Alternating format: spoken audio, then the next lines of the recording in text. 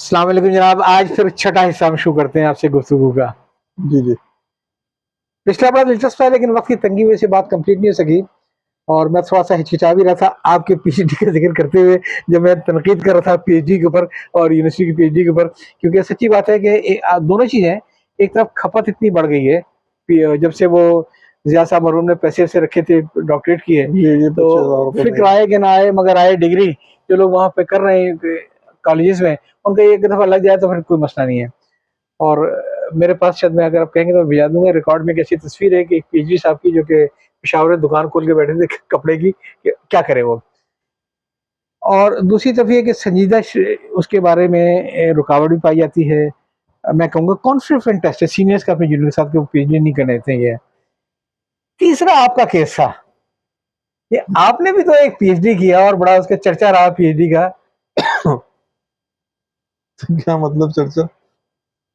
यानी मतलब इस मौजू लिहाज उसका। से कि उसका मौजू आपने रखा फिल्मी का, हालांकि आपके पास मौजू की कोई कमी नहीं थी। आप चाहते तो देखिए, आपके। पहले मैंने मीर खुर्र रहमान पे रोजनामा जंग पे करना चाहा। हाँ। मुझे बताया गया कि कराची यूनिवर्सिटी की एक स्कॉलर, उस वक्त कराची यूनिवर्सिटी में ही होता था पीएचडी कराची में। मुझे बताया कि यूनिवर्सिटी की एक स्कॉलर हैं रफिया ताज, वो मीर खुर्र रहमान पे कर रही हैं, तो ये तो मौजू टकराव हो जाएगा, आप बदल लें। तो फिर मैंने एक और सिनाप्सिस तैयार किया नसीम अमरूवी साहब पर। वो भी किसी ने कहा कि नसीम अमरूवी साहब पे कर लो। मैंने उसका पूरा सिनाप्सिस तैयार किया, वो पता चला कि किसी और स्कॉलर को दे दिया गया और यही कह दिया यार आप तो किसी भी मौजू पे कर लेंगे, छोड़ दें। तीसरा सिनाप्सिस मैंने तैयार किया नकूश पे। अच्छा। नकूश की पूरी मुकम्मल फाइल है मेरे पास। हाँ। तो अच्छा, वो मुझसे कहा कि नकूश की फिक्शन में नकूश का किरदार या तनकीद में नकूश का है। मैं पूरे नकूश पे करना चाह रहा हूँ। ये सारे उसके अंदर चैप्टर्स होंगे, तनकीद अलग होगा, फिक्शन अलग होगा, शायरी अलग होगी। हाँ, वो तो आपका और पूरा हाँ नकुश हाँ, का पूरा सेट पड़ा हुआ है और ना मैंने पूरा। कहा मैं इसके अंदर नकूश की पूरी वो भी तैयार करूंगा, इशारिया भी। हाँ, नकूश का इशारिया आज तक नहीं छपा मुकम्मल का। वो जिल्दों गश्तों में छपे हैं कहीं कहीं, जैसे 10 साल का एक छप गया है यार। तो उसमें क्या मसला हुआ? तो उसमें उन्होंने कहा कि नहीं, ये भी कोई ना कोई कर ही लेगा, इसमें कौन सा जरूरी मौजू है ये, आप फिल्म पर करें। लेकिन आप फिल्मी सहाफी तो नहीं थे? ये फिल्मी सहाफ़ी मोन मानों में तो नहीं हूँ कि जैसे हमारे निगार के या दूसरे अखबार पे लिखने हाँ, वाले हैं। लेकिन एक ज़माने में मैंने फिल्मी मौज़ूआत पर कुछ आर्टिकल्स लिखे थे, 22-24 आर्टिकल जो राब्ता में छपे थे।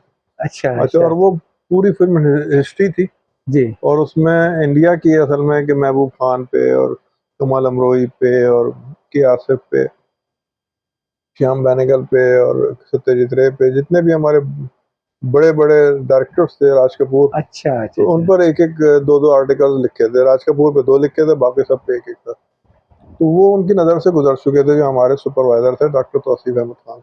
उन्होंने कहा मैंने आपका काम देखा, वो आप कर सकते हैं ये काम, आप पाकिस्तान की फिल्म इंडस्ट्री को फोकस करें और इस पर किसी वैसे लिखें। एक चीज तो आप भी, मतलब मुझे मालूम है कि आप माशाल्लाह अथॉरिटी हैं सिविल के लिए। सोज खानी, नौहा, ये आपकी अपनी फील्ड है ये, हाँ। और आपने बड़ा गहरा मुताला किया है। इस पे आपका ख्याल नहीं है पीएचडी करने का? नहीं नहीं, इन मौजूआत पे असल में फिर वो छाप लग हमारी जाती? यूनिवर्सिटियाँ जो है ना, छाप लग जाती? वो अलाउ नहीं करती। अच्छा। यूनिवर्सिटियाँ समझती हैं कि ये चीज़ें जो है ना, वो मस्जिद या इमामबाड़े तक महदूद होनी चाहिए, हम्म। ये एकेडमिक्स के काम नहीं है। चलें, ठीक तो है। वो तौसीफ साहब की बात समझ में आई मेरे। और ये कि दूसरा ये कि मैं तंग आ गया था, 3 दफ़ा सिनॉप्सिस मेरा ज़ाया हो चुका था। मैं कहा जो ये कह रहे हैं वो कर लेते बुढ़ापे में आने के बाद ये वो बेगम से बच्चों से आदमी क्या समझाएगा हैं। हम पे तो फेल हो मैंने जाते हैं। उसका सिनॉप्सिस तैयार किया, उन्होंने अप्रूव करवा दिया। क्या नाम है, एचईसी से। अच्छा, पहले तो वो उसका एक प्रोसेस होता है ना, कोर्स वर्क वगैरह, ये वो सब जी जी किया जी। मैंने। उसके बाद फिर वो सिनॉप्सिस जमा कराया, वो अप्रूव हो गया एचईसी से। फिर वो लीडिंग टू पीएचडी था, मैंने 2 चैप्टर्स लिख के भेजे, तो वो पीएचडी में कन्वर्ट हो गया। फिर उसके बाद फिर पीएचडी के लिए पूरा थीसिस लिखा। और ये इसका जो मेजर काम हुआ है, वो उसको वैसे मैं रिटायर हो गया था हर तरह की तरफ से। हम्म। यानी वो कोविड-19 का दौर था, हाँ हाँ, वो तो बड़ा। और मुझे मोहलत दी गई थी कि बस फला तारीख तक आपको जमा कराना है। हम्म। तो अच्छा, अब मैं कंपोज़र के साथ भी नहीं बैठ सकता था। हम्म। तो मैं ये करता था कि लिखता था, हम्म। उसकी तस्वीर खींचता था, हम्म। उसे व्हाट्सएप करता था। हम्म। वो अपने घर पे बैठ के उसको अपने स्क्रीन पे ओह लगा माय के गॉड, खासा टीडियस कंपोज़ था तो। करता था। हाँ। और फिर वो मुझे भेजता था, मैं उसका प्रिंट आउट निकालता था। वो बड़े मजे से हुआ वो काम। अच्छा, थोड़ी सी मोहलत मुझे कोविड की वजह से मजीद भी मिल गई उसमें, एक तकरीबन 1 साल की मजीद मोहलत मिली कि भाई कोविड में इस तरह की प्रॉब्लम है, कोई कंपोजर तैयार नहीं है, फला ये वो। तो वो बहरहाल 2021 में मैंने जमा कराया और 22 में मुझे उसकी डिग्री अवार्ड हो गई। बस मुझे एक दुख है, मेरे बड़े भाई का इंतकाल जब हुआ है 4 फरवरी 2022 को, उसकी कोई 20 दिन के बाद मुझे डिग्री अवार्ड हुई। तो मुझे ये था कि अगर वो उनकी ज़िंदगी में मिल जाती तो उनको एक खुशी मिलती, क्योंकि मेरे बड़े भाई ने मेरी परवरिश की थी वालिद के तौर पे। जाहिर है सर। तो वो बल्कि उन्हीं की दुआओं की वजह से मैं पैदा भी हुआ था। अच्छा, माशाल्लाह, ये पहली बार सुन रहा हूँ हाँ, कि छोटा भाई बड़े भाई की दुआओं से पैदा हुआ। मेरे और उनमें 11 साल का फर्क था। अच्छा अच्छा अच्छा अच्छा अच्छा। तो वो ये बस दुआ करते थे कि हाँ, कोई छोटा ऐसा तो भाई, है ना कि हाँ, बॉल और कराए तो इसीलिए मैं घर का बहुत बॉल कराए तो मैं छक्के मारूं। कोई लाडला भी था मैं घर में बहुत ज्यादा।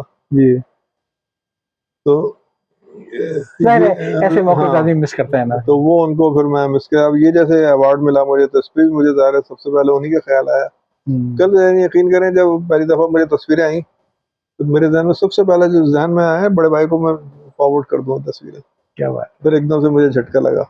जी। फिर वो हमारा एक फैमिली ग्रुप है, मैंने उसको फॉरवर्ड की। मैंने कहा चलो वही बात है तकरीबन, हाँ, जिसमें मेरे भतीजे भतीजे ये वो सब मौजूद है, भांजे वगैरह। तो कजन्स भी हैं उसमें मेरी। ये अच्छा, वो तो एक जज्बाती सी बात हो गई है, लेकिन ये नहीं कि मैंने ये अच्छा, हकीकत इसका है भी जिंदगी की। दौरानिया जो है ना, कहने को तो ये है कि पाकिस्तान की उर्दू फिल्म सनत आमतौर पर ज़ाहिर है यही समझा जाएगा कि ये 1947 के बाद की ज़ाहिर हिस्ट्री है पाकिस्तान जब से बना है। लेकिन जैसे पीएचडी का तरीका होता है कि उसका बैकग्राउंड भी देना पड़ता है, ऐसे नहीं हवा में बात शुरू हो जाती। तो मैंने इसे 1896 से शुरू किया। यानी पहला चैप्टर वो दौर है कि जो दूसरे मुल्कों से बरसगीर में फिल्में आ रही थी और छोटी छोटी न्यूज़ रील्स की तरह होती थी। फिर यहाँ पे न्यूज़ रील्स के तौर पे अपनी फिल्में बननी शुरू हो गई। ये 1913 तक चला दौर। फिर 1913 में पहली खामोश फिल्म बनी दादा साहब फाल्के की, जो थी राजा हरीश चंद्र। फिर 1931 से बोलती फिल्मों का दौर शुरू हुआ, आला मारा का। अब ये वो दौर है सारा जो इंडिया में चल रहा है, अभी पाकिस्तान नहीं बना है। और इसी के एक पैरेलल एक दौर शुरू हुआ 1924 से, जहाँ पे लाहौर में फिल्में बनना शुरू हुई। अच्छा अच्छा और लाहौर में भी पहले खामोश फिल्में बनी है 1932 तक। अच्छा। बम्बई में पहली फिल्म बनी है बोलती है 1931 में, यहाँ पे पहले बोलती फिल्म बनी 1932 में। तो 32 तक अच्छा 34 तक चला खामोश फिल्मों का दौर यहाँ पर लाहौर में। सही। तो फिर 32 से लेके 5-6 चैप्टर जो है ना, ये पाकिस्तान बनने से पहले के हैं।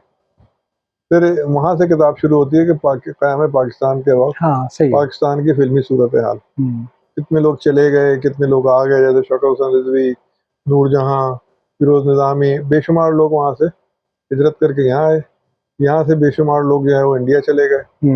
अच्छा, उसमें मज़े की बात ये है कि एक आध मुसलमान डायरेक्टर भी गया यहाँ से, उसने इंडिया में बड़ा नाम कमाया। कारदार साहब जो थे, तो वो वहाँ जाके उन्होंने आए भी, वो बीच में एक दफ़ा जायज़ा लेने के लिए। उन्होंने कहा नहीं यार, मैं इंडिया में ज़्यादा कामयाब रहूँगा, और रहे भी वो। मतलब ये क्यासिफ वगैरह भी मुसलमान डायरेक्टर्स थे, महबूब थे, महबूब भी आए थे यहाँ पे अच्छा। फिल्म बनाने के लिए, लेकिन ये कि वो भी फिर वापस चले गए थे।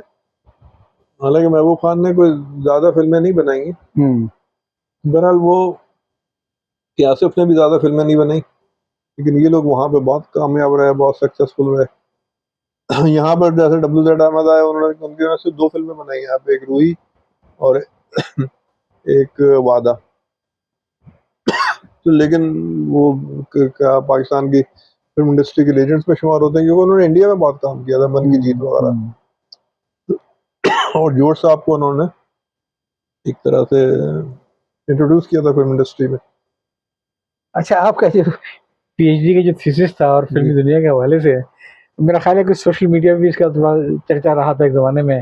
जी जी। तो आप नहीं समझते कुछ लोग इसमें कुछ ज़्यादा ही इसमें कंट्रोवर्शियल हो गए थे? नहीं, कंट्रोवर्सी तो कुछ नहीं है उसके अंदर। अच्छा।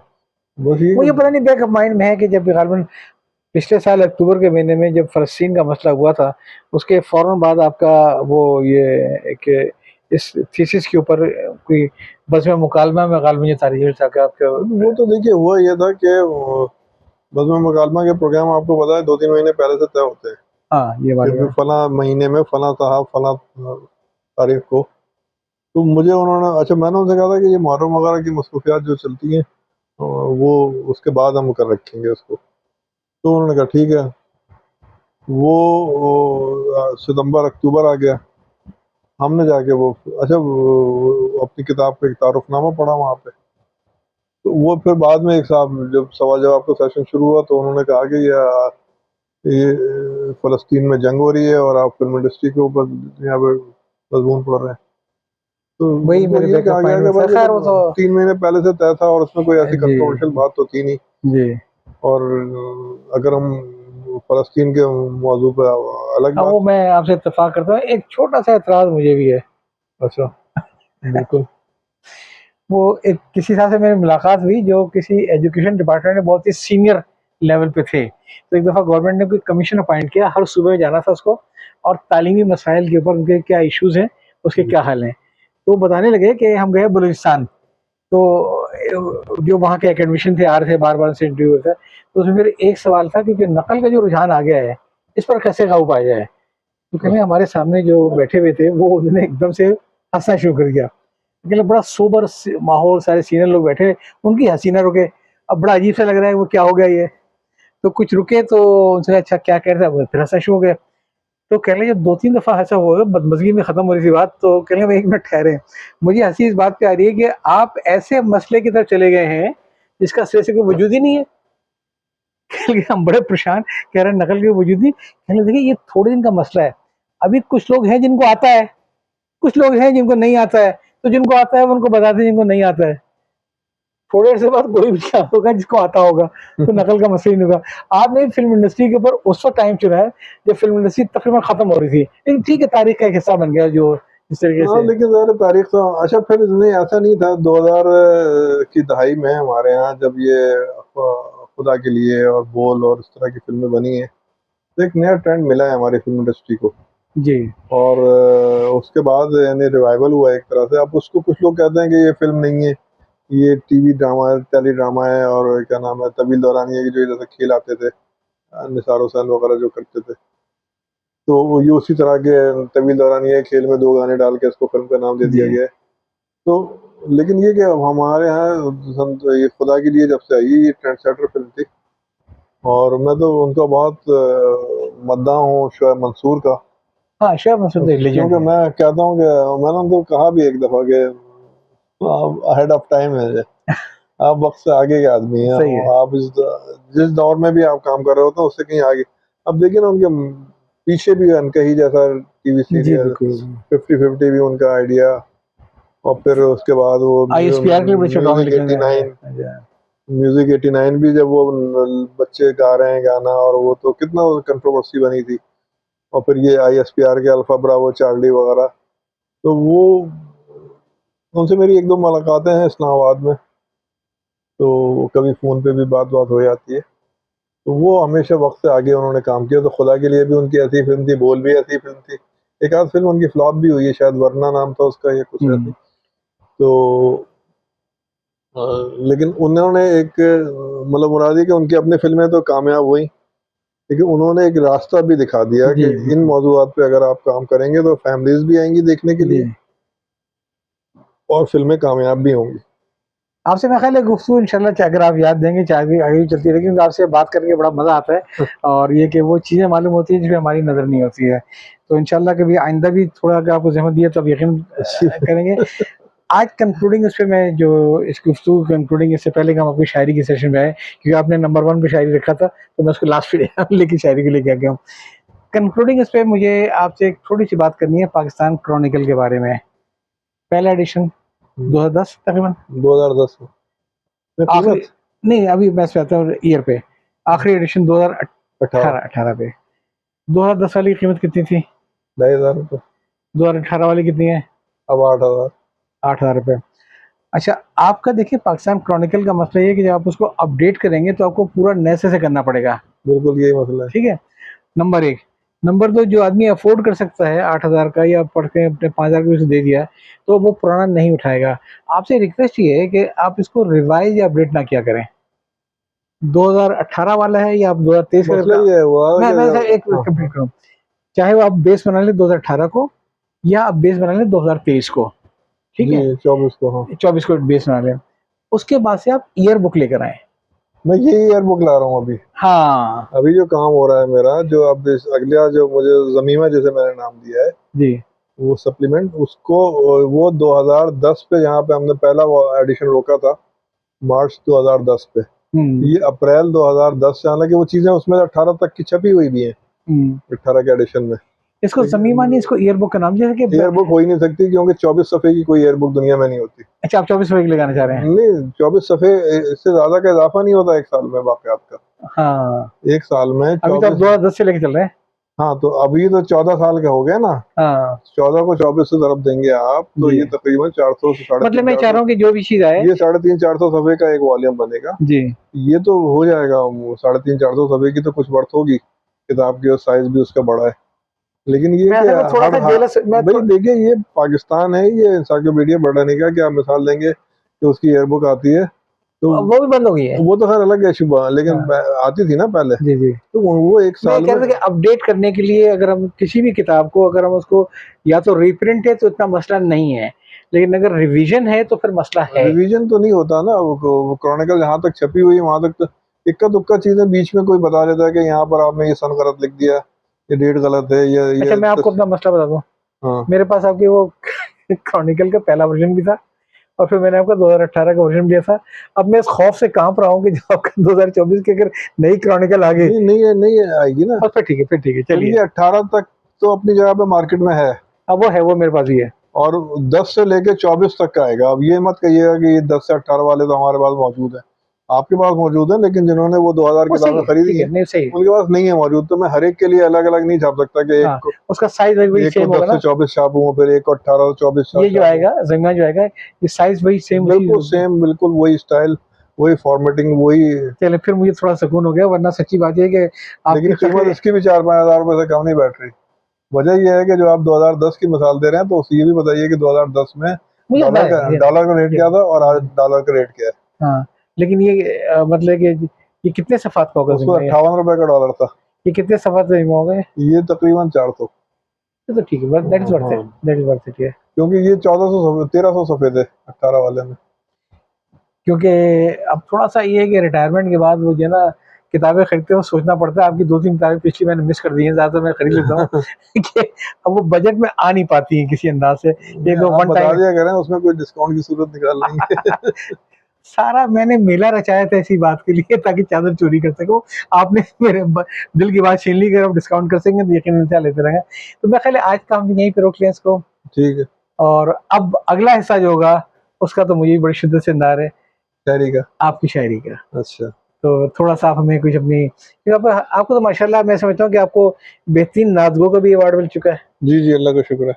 अ, आपको अपना सबसे ज़्यादा अज़ीज़ कौन-सा अवार्ड है? तो देखिए, लोग तो ये समझेंगे कि जैसे कि जो कल मुझे मिला है तमगा इम्तियाज़ है, या कोई क्विज का नीलाम करके मोटरसाइकिल है। लेकिन मैं तो ये समझता हूँ जो मौलाना का मुझ पे करम है, वो रेडियो पाकिस्तान ने 2 साल मुसलसल करवाया था, नात गोई का मुकाबला। माशाल्लाह। नात ख़्वानी का नहीं, नात गोई का करवाया था, जी। और उसमें पाकिस्तान भर के शायरों को उन्होंने दावत दी थी कि वो अपनी नातें भेजें, उसके अंदर एक-एक नात। तो कुछ उसके अंदर पाबंदी भी थी कि 7 शेर से ज़्यादा ना हो, वगैरह-वगैरह। तो मैंने अपनी 5 शेर की एक नात भेजी थी 2010 में। हुँ, तो पहले साल का मुझे पता नहीं चला था उस मुकाबले का, मेरे हुँ। इल्म में नहीं आया। जब नताइज आया तो मुझे पता चला कि ऐसा भी कोई मुकाबला हुआ है। अगले साल पता चल गया बर वक़्त के 15 तारीख तक भेज दें। तो वो मैंने एक नात कंपोज़ करवा के उन्हें भेज दी। उसको फिर पता ये चला कि उन्होंने 5 नातों को फर्स्ट करार दिया है। अच्छा। फर्स्ट, सेकंड, थर्ड, फोर्थ नहीं किया उन्होंने। हुँ, हुँ। और जिस तरतीब से नाम अनाउंस किए गए, वो अल्फ़ाबेटिकल ऑर्डर में थे। हाँ। कि ये मतलब अगर हफ़ीज़ ताइब साहब का नाम बाद में आ रहा है, तो उसका ये हुँ, मतलब नहीं है कि वो चौथे नंबर पे है हुँ, हुँ। या वो दूसरे नंबर पे हो। और ये भी कि नात में उन्होंने कहा कि अव्वल दो अमसोम नहीं होता। सही है, बेहतरीन नात है। ठीक है। ये उनके जजेस का मौक़िफ़ था। तो उसमें जो नात मेरी मुंतखब हुई, वो अभी मैं आपको सुना दूँगा अगले प्रोग्राम में। तो वो मैं समझता हूँ मेरी ज़िंदगी का सबसे बड़ा अवार्ड है। और उसके बाद जो मैं समझता हूँ जो दूसरा बड़ा अवार्ड है, जो मेरी किताब आई थी सोस्तानी का फ़न। जी जी जी जी उस पे भी कराची का एक इदारा है अफकार व आसार अकेडमी, जी तो उन्होंने मुझे बेहतरीन साल जी। की बेहतरीन मजहबी किताब का नहीं, अवार्ड मुझे बड़ी पसंद आई, मैंने भी जिक्र किताब में इसका जी रिव्यू जी डाल आपने रहे थे। उसका, और हैरान कौन बात थी मेरे लिए जब आपने किया कि भाई कोई आदमी किताब खरीद कर भी तबसरा करता है। अच्छा, मैं किताब खरीद कर ही तबसरा करता हूँ। तो आज का तो ये हमारा जो नस्री दौर है वो तो यहाँ पे खत्म हुआ। तो अब अगले नशिश में आपसे सिर्फ शेर व शायरी की बातें होंगी। जी ठीक है जनाब, तो याद चाहता हूँ। अल्लाह हाफिज।